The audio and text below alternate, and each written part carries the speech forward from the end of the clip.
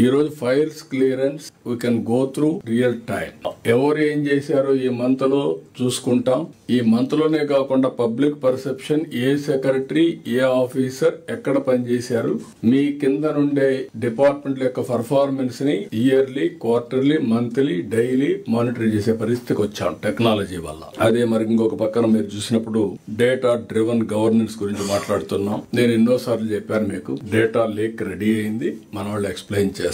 ఈ data lake వల్ల state government, central government అన్ని డిపార్ట్మెంట్లని ఇంటిగ్రేట్ చేశాం. Data real time. అది ఇంటిగ్రేట్ చేసిన తర్వాత ఆ డేటాలో మనకు క్లారిటీ వస్తుంది. ఏ ఆఫీసర్ ఏమనుకుంటున్నాడో కూడా ఉంటుంది ఇప్పుడు దీంట్లో. Very interesting. ఎందుకంటే పబ్లిక్ పర్సెప్షన్ కి మనం IVRS తీసుకుంటున్నాం.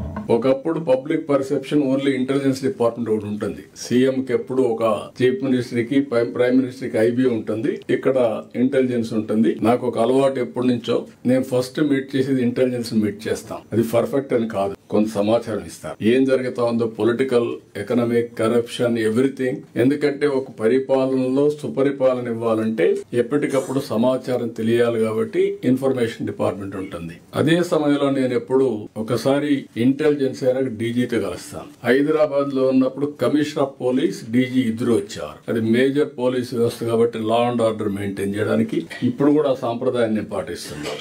ఆ తర్వాత చీఫ్ సెక్రటరీ వస్తారు. మా ఆఫీసులో ఎంతమంది ఉంటే CS తర్వాత వచ్చి ఈ రోజు ఏం చేశారో, ఏం చేయాలనో డైరెక్షన్ ఇవ్వడం. టోటల్ అడ్మినిస్ట్రేషన్ కంట్రోల్ చేసే ఇది వరకు ఉంది కాబట్టి అవన్నీ ఇచ్చాం. ఇప్పుడు ఇక్కడికి వచ్చినప్పుడు మీరు చూస్తే హిస్టారికల్ డేటా ఉంది, present data day to day మీరు అప్డేట్ చేస్తున్నారు.